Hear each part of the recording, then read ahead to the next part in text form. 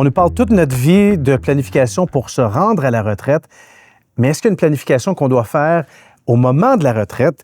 On va justement approfondir un tout petit peu. Premièrement, c'est quoi un plan de décaissement, une planification de décaissement? C'est quoi exactement?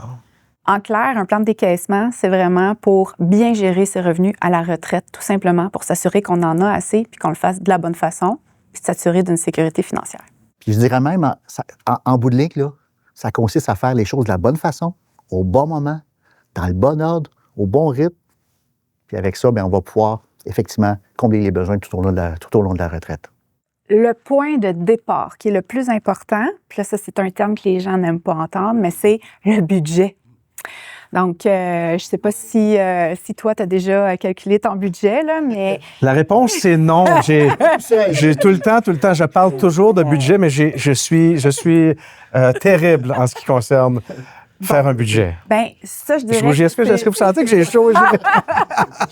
Oui, mais ça, c'est le point de départ. Parce que comment je ne prendrai jamais ma retraite, finalement. Comment savoir combien décaisser? Est-ce que tu vas en avoir assez? Bien, qu'est-ce que tu as de besoin?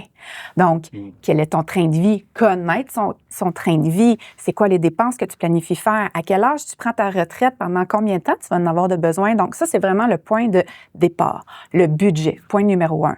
Ensuite de ça, là, c'est là où on vient broder. Quelles sont justement les fameuses sources de revenus? Voir combien est-ce que ça va donner, venir voir qu'est-ce que ça va venir couvrir au niveau de tes besoins. Puis, après ça, les épargnes personnelles. Quand est-ce qu'on prend les rentes gouvernementales, etc. Quels sont les projets. Donc, tout ça, c'est la mise en place de la planification, de la stratégie de décaissement. Puis évidemment, ça se fait de façon accompagnée. Je ne recommande pas de faire ça tout seul, à moins vraiment de travailler dans le domaine ou vraiment d'être très, très bien informé. Mais c'est là où le travail d'équipe avec un conseiller commence, là, vraiment. C'est de l'argent pour lequel on a travaillé extrêmement fort. On veut essayer de l'utiliser. Oui. Exactement. Puis je pense, ça, c'est quelque chose qu'on répète vraiment souvent.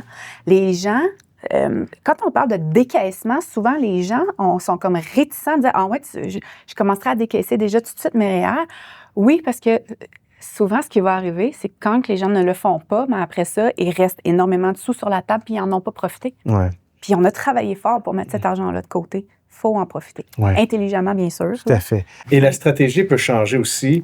Au moment où on prend notre retraite à 60, 65 ans, peu importe, 5, 6 ans, 8 ans plus tard, soudainement, on peut dire, oh, minute, là, j'ai changé un peu les priorités. Je veux justement donner à des enfants, peu importe. Oui. En faire profiter aux autres. Puis par rapport à ça, on peut dire au départ, comme le cas de Paul, on peut dire, je peux prendre la RRQ à 65. Puis finalement, avec le temps, Paul dit, bien finalement, je suis en bonne santé, ça va bien. Je ne la prendrai pas à 65, je vais la repousser de 2-3 ans pour aller chercher une bonification de 8 8,4 Ben oui, on ajuste.